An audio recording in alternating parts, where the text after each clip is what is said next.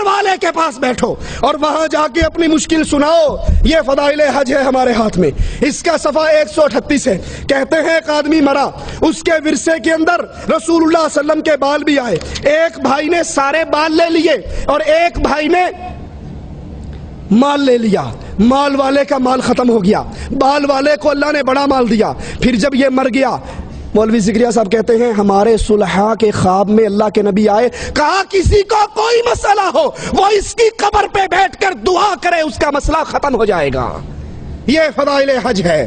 مولوی زکریا صاحب قبر پرستی کی دعوت کیسے دے رہے ہیں آپ بھی سنیے. کہا جب تم مدینے میں جاؤ, نبی صلی اللہ علیہ وسلم کی قبر کے پاس جاؤ, اپنے سر کو جھکا کر رکھو, نبی کی ہیبت دل میں بٹھاؤ اور یاد کرو نبی کی جو قبر ہے, نبی کی جو قبر ہے وہ قبر دنیا کی ساری جگہوں سے اچھی ہے, بلکہ رسول اللہ کی قبر کا وہ حصہ جو آپ کے جسم سے لگا ہوا ہے وہ کعبے سے افضل ہے, وہ عرش سے افضل ہے, وہ اللہ کی کرسی سے افضل ہے. پھر بیت اللہ کا طواف چھوڑ کے اسی قبروں کا طواف کیا جائے نا. ہمارے پاس طارق جمیل صاحب کی کیسٹ یہیں پر موجود ہے, کوئی بھائی لینا چاہے تو دے سکتے ہیں. موری شریف کے دربار پہ گئے 19 امیروں کو لے کر, پھر ان کا خطاب ہوا دربار پہ. ان کے خطاب سے پہلے گدی نشین نے خطاب کیا. اس نے کہا مولوی طارق جمیل اور 19 تبلیغی امیروں نے ذکر میں, فکر میں, حمد میں, نعت میں, قوالی میں, سما میں, وجد میں, ایک ایک کام میں شرکت کی. ہم سمجھتے تھے ہمارے درمیان بڑا فرق ہے, لیکن مولوی صاحب کا عمل دیکھ کے ہمیں تو یقین ہو گیا ہمارے درمیان بننا تو بڑا ہوتا ہے, بننی کا فرق بھی نہیں ہے. میں مولوی طارق جمیل کو دعوت دیتا ہوں, اس سٹیج سے آ کر دعوت کا کام کرو جہاں عشق مصطفیٰ ہو اور خوف خدا ہو. پھر مولوی طارق جمیل صاحب نے بیان کیا ولی الاولیاء کی شان, ولی الاولیاء, قطب, غوث, ابدال, اور نیچے سے نعرے لگے نعرہ حیدری, نعرہ رسالت, نعرہ غوثیہ, یا ایھا النبی. اس کا ترجمہ کیا ہے غیب کی خبریں بتانے والے اور مجمع بریلویوں کا, ان کے عرس کا. نیچے سے نعرہ لگا نعرہ رسالت. یہ قبر پرستی کی دعوت ہے.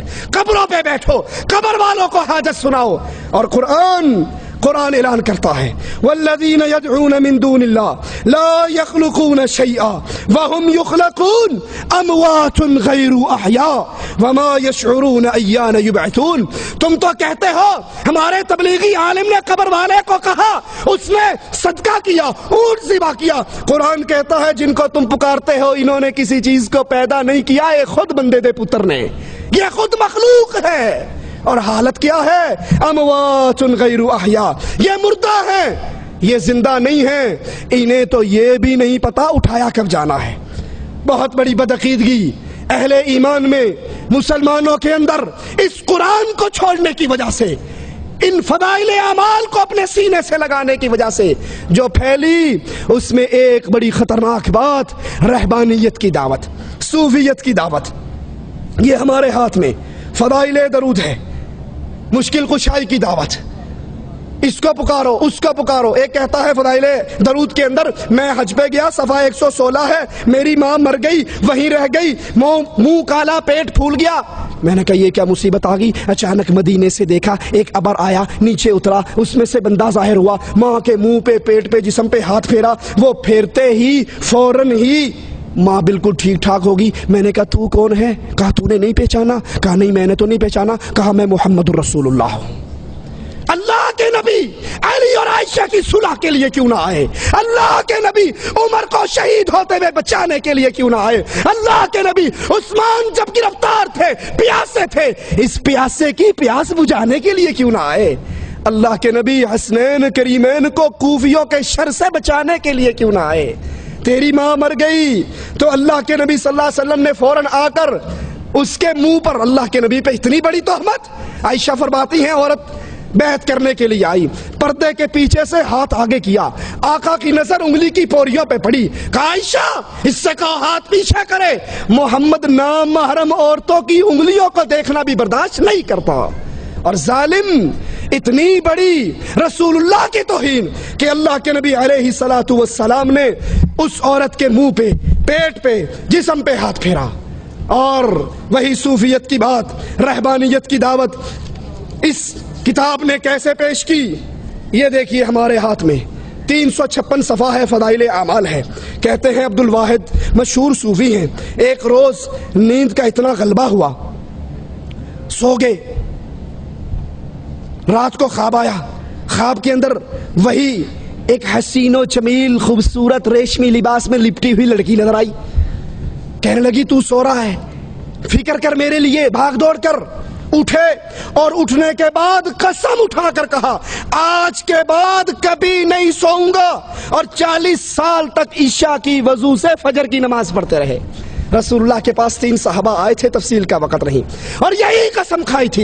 ایک نے کہا رات کو نہیں سوؤں گا، ایک نے کہا افطار نہیں کروں گا، تیسرے نے کہا شادی نہیں کروں گا. نبی نے پکڑ کر کہا تم میں سب سے اللہ سے ڈرنے والا میں ہوں. سنو، یاد کرو، من رغب عن سنتی فلیس منی، جس نے میری سنت کو چھوڑا وہ مجھ میں سے نہیں ہے. ایک سید صاحب کا بیان 360 صفحہ پر، کہتے ہیں ایک سید صاحب کا قصہ ہے، 12 دن تک ایک ہی وضو سے ساری نمازیں پڑھی. 12 دن تک، سن رہے ہیں آپ، 12 دن تک ایک ہی وضو سے. کوئی بڑی پکی قسم کی قبض ہوئی تھی، اس کو نہ پیشاب کی حاجت نہ پخانے کی حاجت، کچھ بھی نہیں ہوئی.